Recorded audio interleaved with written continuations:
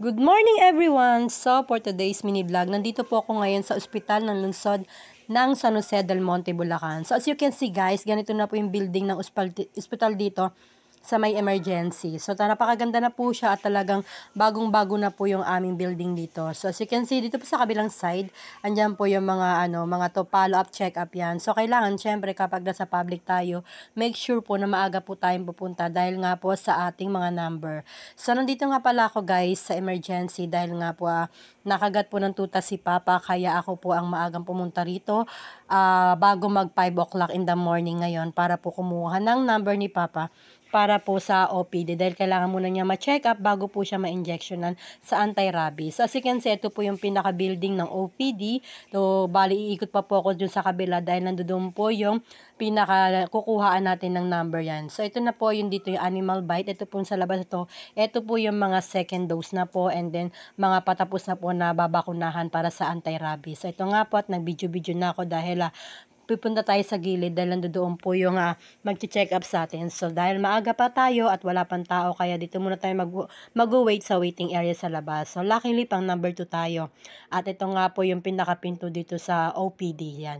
Dito po tayo pipila at ito nga at nakalagay dito na animal bite center doon po sa kabila sa may arrow. So lahat po na magpapa-check up at saka magpapa-anti-rabies. Dito na po talaga pupunta muna dahil kailangan ng number at check up ng doctor. So ito na nga po at medyo maaga-aga na at pumila ako dito sa may animal bite. Pero sabi naman kapag senior ay hindi naman na kailangan ng number. Yan. So parang isisingit-singit lang yung mga senior sa mga regular. So kaya nandito ako, tinanong ko dun sa babae. Tapos ayan, nakita nyo naman na mataas na yung araw at ito nga po yung pinaka-kwarto ng Animal Bite Center dito sa may lungsod ng San Jose del Monte, Bulacan. So maganda yung kanilang mga building dito at ito nga po at number 2 ako. So si Papa nasa bahay pa at tatawagan ko na lang siya before 8 o'clock para hindi naman po siya mainip. So ayan po yung katabi ko yung babaeng nakaitim. So number 1 siya.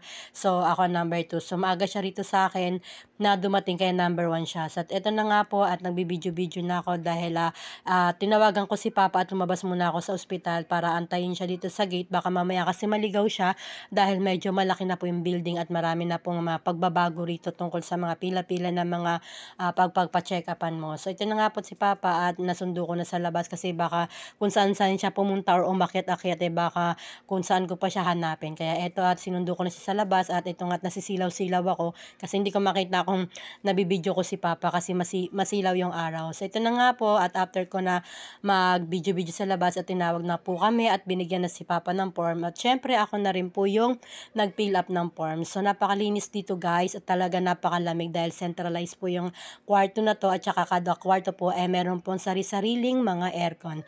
So ito at kailangan natin syempre magmas pa rin dahil policy pa rin to dito sa mga ospital na kailangan natin mag-mask. So ayun nga po tinuro ko yung kanilang centralized aircon. So malamig dito at saka hindi maiinip or mainitan yung mga pasyente. So napaka-comfortable. At ito na nga po at in-skin test si Papa kasi kailangan mo na ma-skin test bago po siya ma-injection na anti-tetanus. So lalabas muna kami yan after 20 minutes and then after 20 minutes, ayan pumasok na kami at tinawag na po si Papa ng doktor at chine-check up na po siya at tinignan yung kanyang skin test and then fast forward, ayan bumili na ako ng gamot sa labas para sa anti-tetanus ni Papa and then babalik kami dito sa animal bite and then waiting lang kami ng kaunting oras or saglit kasi may mga nakapila dahil senior si Papa so lumabas muna kami dito at tatawagin naman kami ng doktor.